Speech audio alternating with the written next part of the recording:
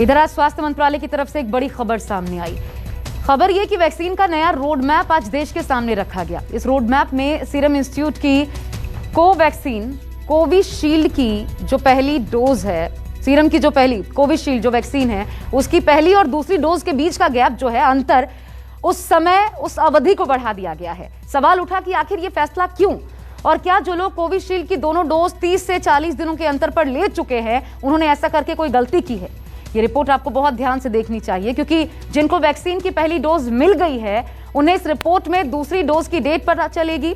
और अगर आपको कोरोना पहले ही हो चुका है तो फिर बहुत गौर से देखिए कि आपके लिए वैक्सीन की टाइमलाइन क्या है।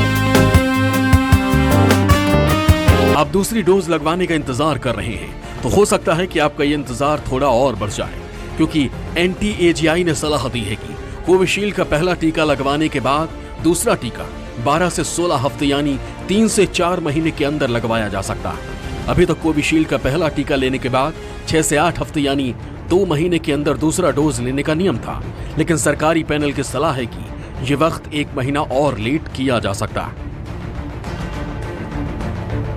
कोविशील्ड के केस में अगर ज़्यादा ड्यूरेशन देने से शायद फायदा है, हमें इफेक्टिविटी वैक्सीन की एफिकेसी और बढ़ जाती है। तो और धीरे धीरे और डेटा कलेक्ट होने के बाद ये चीज़ थोड़ा साफ हुई है कि इसमें अगर 12 हफ्ते या 16 हफ्ते 12 के बीच में करें। हालांकि NTAGI के सरकारी पैनल ने पूरी तरह से भारत में विकसित की गई भारत बायोटेक की कोवैक्सीन के दोनों डोज के गैप में कोई बदलाव नहीं किया है। कोवैक्सीन की वैक्सीन के पहले और दूसरे डोज के बीच 4 से 6 हफ्ते के गैप का नियम था। NTAGI ने कहा कि कोरोना के खिलाफ असर के लिए कोवैक्सीन तय वक्त में लेना जरूरी है। अब यह हुआ है कि यूके का हमें रियल लाइफ एक्सपीरियंस मालूम है। पहले तो स्टडीज के बेस के ऊपर 12 हफ्ते की बात होती थी। Now because UK has done it for a period of time, a real life experience of large number, millions of individuals is available.